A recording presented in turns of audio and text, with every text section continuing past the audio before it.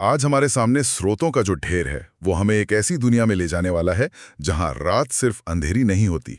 बल्कि सवाल भी पूछती है। हाँ बिल्कुल। आज हम एक कहानी की गहराइयों में उतरेंगे जिसका शीर्षक है तालाब जो कभी खाली नहीं था। और सबसे पहले ये बता दें कि ये कहानी वत्स की डायरी से ली गई है और इसके लेखक अविनाश मिश्रा वत्स जी हैं। कहानी हमें ले जाती है भैरवपुर नाम के एक दूरदराज के गांव में। एक ऐसा गांव जो दिन में तो बिल्कुल साधारण लगता है। पर सूरज ढलते ही वहां के लोग दरवाजों पर अंदर से कुंडी लगा लेते हैं। हाँ, और यहीं से सवाल शुरू होते हैं। ये दरवाजे पर अंदर से कुंडी लगाना ये सिर्फ एक आदत तो नहीं लगती। नहीं, ये एक सामूहिक डर का प्रतीक है। हाँ। और ये डर किसी बाहरी चोर या जानवर का नहीं है। ये किसी ऐसी चीज का है जो जो शायद पहले से ही अंदर मौजूद है या अंदर आना चाहती है। बिल्कुल। और इस पूरे डर के केंद्र में है गांव के बाहर का एक सूखा तालाब।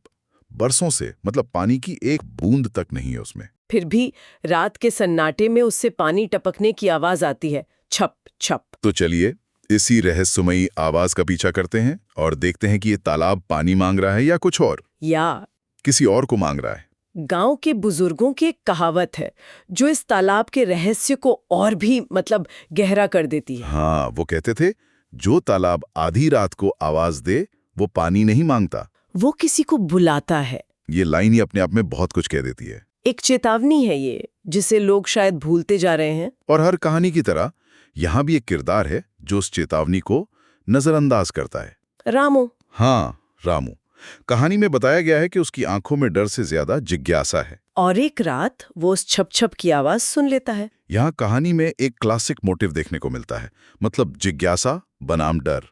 जहां पूरा गांव डर के साए में जी रहा है, वहीं एक किरदार है जो उस डर की वजह जानना चाहता है। रामू के पैर अपने आप तालाब की ओर बढ़ जाते हैं और वहां पहुंचकर वो एक बहुत अजीब चीज देखता है। क्या?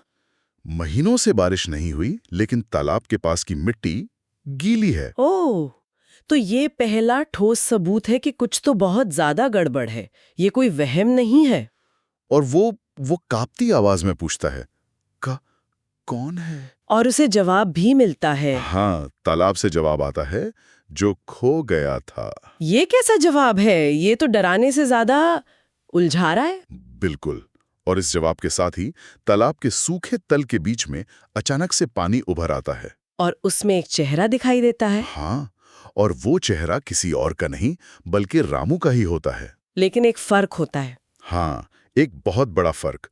उस चेहरे की आंखें बिल्कुल खाली थीं। ये कहानी का सबसे खौफनाक मोड़ है। डुपलगैंगर या हम शक्ल का दिखना, खासकर अपनी ही परछाई का खाली आंखों से दिखना। इसका क्या मतलब हो सकता है? ये पहचान के खो जाने का प्रतीक है। Loss of identity. वो परछाई फिर कुछ कहती भी है ना? हाँ, वो कहती है, तू देर से आया, मैं तुझे ढूंढते ढूंढते यहीं रह गया। ये संवाद इशारा कर रहा है कि तालाब ने रामू का एक हिस्सा बहुत पहले ही अपने पास रख लिया था।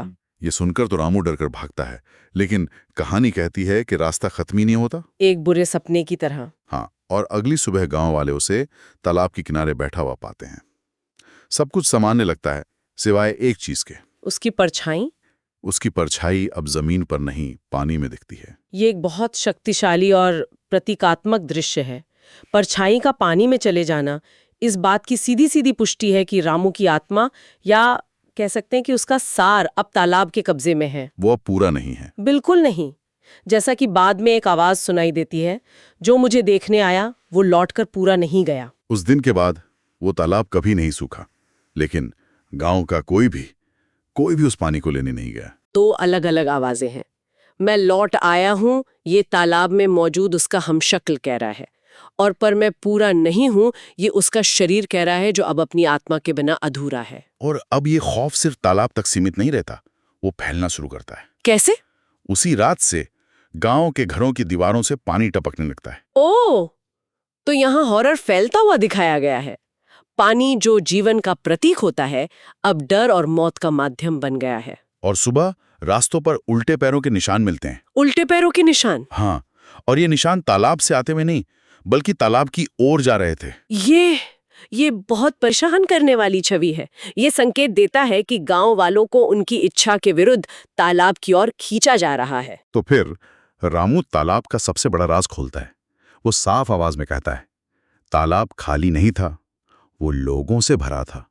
तो ये है उस शीर्षक का मतलब। हाँ, और इसके तुरंत बाद पानी से बच्चों के रोने की और उन लोगों के चेहरे दिखने की आवाज आती है जो सालों पहले लापता हो गए थे। तो तालाब एक कब्रगाह है, या शायद उससे भी बदतर, एक जेल। और फिर कहानी अपने चरम पर पहुंचती है।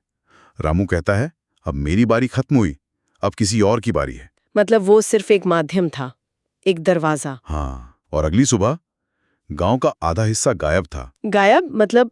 उसकी जगह एक विशाल तालाब बन चुका था। रामू गायब था, वो पुराना छोटा तालाब भी गायब था, वहां बस एक गड्ढा रह गया था। इसका मतलब है कि ये एक चक्र है। तालाब कोई जगह नहीं, बल्कि एक गतिशील और खतरनाक शक्ति है जो एक जगह से दूसरी जगह जा सकती है, लोगों को निगल सकती है। उसका गायब हो जाना अंत नहीं है। नहीं, ये बस एक ठहराव है। और कहानी इस बात पर खत्म होती है कि लोग कहते हैं, अगर कोई रात में उस गड्ढे के पास रुक जाए और पानी जैसी ठंड महसूस करे, तो समझ लेना चाहिए कि तालाब अब भी जिंदा है। और वो अब भी किसी का इंतजार कर रहा है। तो इस सब का क्या मतलब निकलता है? अविनाश मिश्रा वत्स की ये कहानी सिर्फ एक डरावनी कहानी तो नहीं है। बिल्कुल नहीं। ये जिज्ञासा की कीमत, पहचान के खोने के डर और उस अनजाने खौफ की कहानी है जो हमारे आसपास की साधारण चीजों में छिपा हो सकता है। ये कहानी हमें सोचने पर मजबूर करती है कि क्या हर राज को जानना जरूरी है। सही बात है। तालाब का बुलावा उस अनजानी चीज का प्रतीक है जो हमें अपनी ओर खींचती है, लेकिन कभी-कभी कुछ दरवाजों को बंद रखना ही बेहतर होता है। परछाई का पानी में चले जाना, ये इस बात का गहरा दर्शन है कि हम बाहरी दुनिया में इतना खो जाते हैं कि अपना असली अक्स ही गंवा बैठते हैं। बिल्कुल। कहानी को फिर से सोचते हुए एक बात मेरे मन में अटक रही है। बताइए। तालाब ने रामू से कहा था जो खो गया था, हम्म। और फिर गांव के खोए हुए लोग भी उसमें दिखे। हम ये मानकर चल रहे हैं कि तालाब ने उन्हें निगल लिया। हाँ, कि वो एक शिकारी है। पर सोचने वाली बात यह भी तो है कि क्या वो लोग सच में लापता हुए थे या उन्होंने जानबूझकर तालाब को चुना था? ये एक बहुत ही दिलचस्प और परेशान करने वाला सवाल है। आप कह रहे हैं कि शायद वो शिकार नहीं, शरणार्थी थे। हाँ, क्या पता। क्या हो अगर तालाब उन्हें वो चीज दे रहा था जो उनकी असली दुनिया में खो गई थी?